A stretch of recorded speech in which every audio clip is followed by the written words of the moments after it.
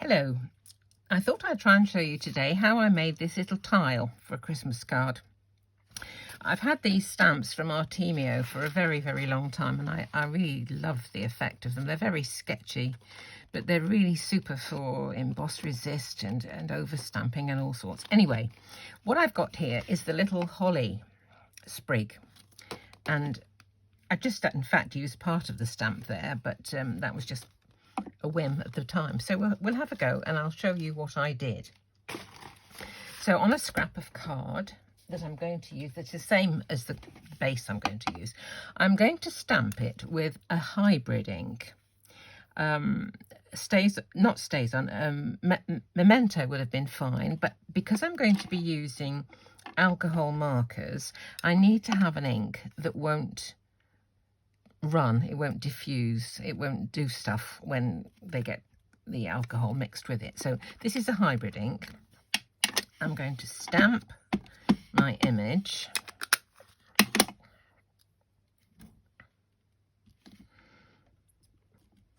There we go. And now I'm going to colour it. I've got a couple of shades of red, Copics, a couple of shades of green, and a pale one just for the background. So I'll start with the, this is a R59. I'm going to do the berries, and it's really quick. It's not a great science. Just do the bottom part of the berries. Now with the lighter red, this is R46. I'm going to do the rest.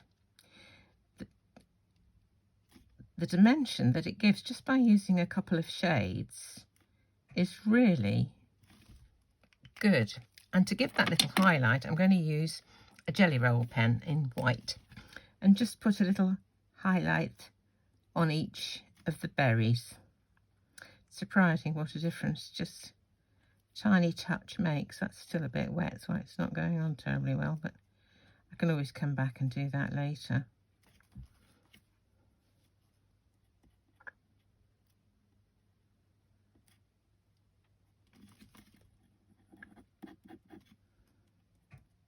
That's better. Now, for the green, I've got, again, two shades, a darker and light. This is, the first one is G28. I'm just going to do quick down the middles.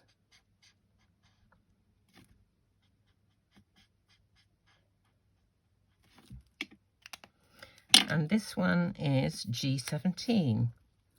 Doesn't make a huge difference, I don't think it's exactly what shades you do use, but you need to have toning shades of the same colour. Sometimes you can have a yellow green or a red green, and you need to make sure that the tones of shade are compatible. Anyway, here we go, very quickly. Not quite sure which of this is leaf and which is shading, but we won't worry about that. There we go, and we're done. Now I can try a bit of highlighting with, I'll leave that for a minute because it doesn't like doing it onto a wet area. So this is just a bit of interest for the background, just a little colour. Very, very roughly, doesn't matter exactly, it's not as, there we are. And of course, because I used that hybrid ink, the ink of the stamping isn't smudging, it isn't running. Okie dokie, that's that. I'll try the highlights on the leaves now. That's better.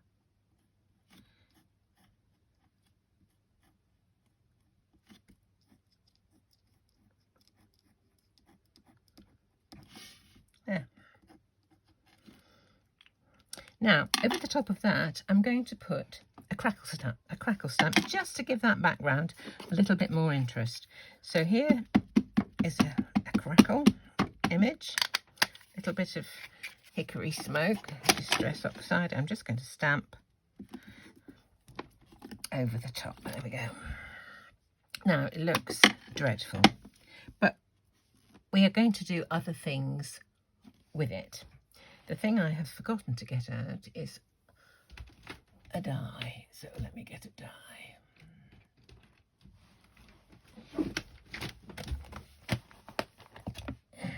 Here we go. I think that size will do quite nicely. So now, where would I like that? About like that, I would think. So here is my cuttlebug. I'm just going to cut out this section.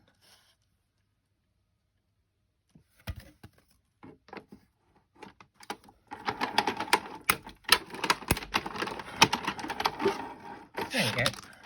And now I have my tile.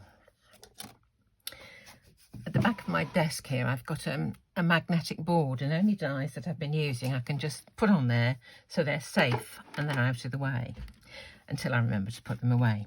Now, what I have to do next is to glaze this. And to do that, I use Versamark and clear embossing powder. So here's my Versamark. Just going to tap the tile onto the Versamark and pop it into my embossing powder. And then I'm going to heat it. I'm sorry about the noise, but we'll just have a go.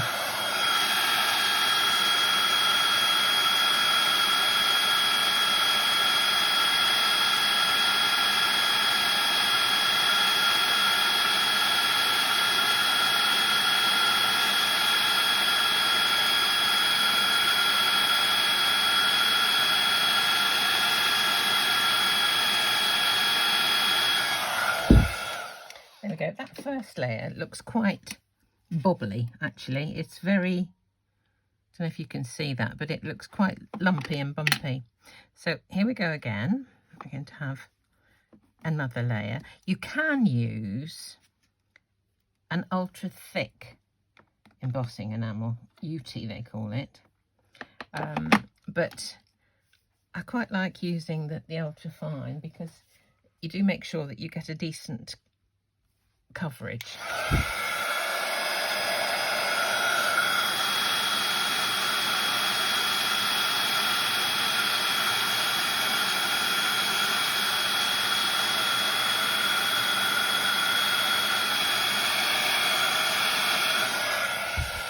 Second one went much more quickly because it was still quite warm, I think, from the first. Okay. One more.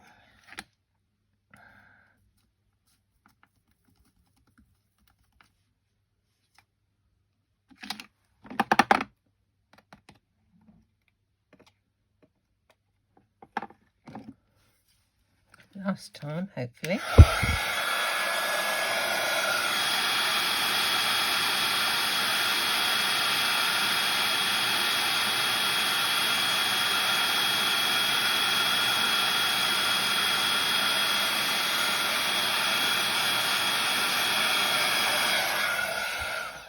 There we go.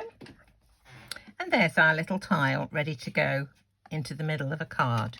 So you can do more layers if you wish, but I think 3 is probably enough. And an intense little image like that in the middle of a card can make quite a lot of impact. So do try it for yourself and see. I'll try and do one later on with a 3D embossing like this, triple embossing they call it, with additional stamping onto it, but I'll do that later. So have a go. Thank you very much for watching.